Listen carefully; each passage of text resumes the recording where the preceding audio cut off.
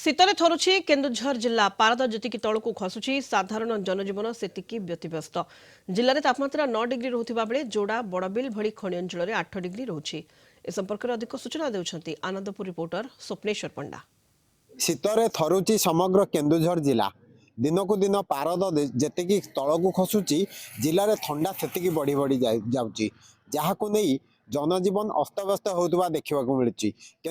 केन्दुझर जिलार जदि आम देखा गोटे गोटे जगार 9 डिग्री तापमात्रा रोकवा बेले जोड़ा बड़बिल भली खनि अंचल 8 डिग्री तापमात्रा रोचे। आम सहित किसी स्थानीय अंचलवासी अच्छा से सीधा सड़क पचारि बुझा कि परिस्थिति रही। जदि आम सीधा सड़क देखा से निआ लगे पुई होती। आज्ञा कौन केमती परिस्थिति रही शीत जो बढ़ुची कौन देखते? शीतर लहरी एत मात्रा बढ़ी जाए दिन 3टा बेलू शीत आरंभ हो 6:30-7 सुधा बजार सुनसान हो जाऊँगी। बेपार परिगम बहुत जयन हो जाए। लोक मैंने बजार को आसबार दर्शन ना। एटी आमर दिन 12टा बेले भी लोक एटी पूरा शीतर प्रभाव एत रोचे जो कि लोक मैंने बजार आसा मन करूना।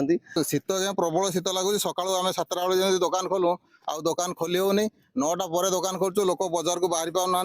प्रबल ठंडा लगुच निआ न पुईले रही होनी। सका तो उठला माने चा दिन 10 थर चा पीवा पड़ी।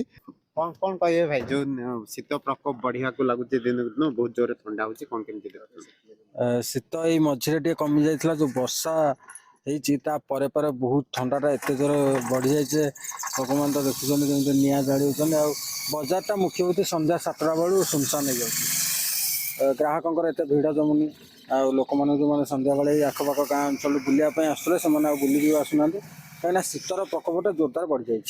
निहाती भाव में आम आशा रखा बहुत जल्दी शीत कमिब और साधारण जनजीवन जो परिस्थिति जाऊँच समस्त स्थिति सुदृढ़ हम बोली। आनंदपुर स्वप्नेश्वर पंडा, कलिंग टीवी।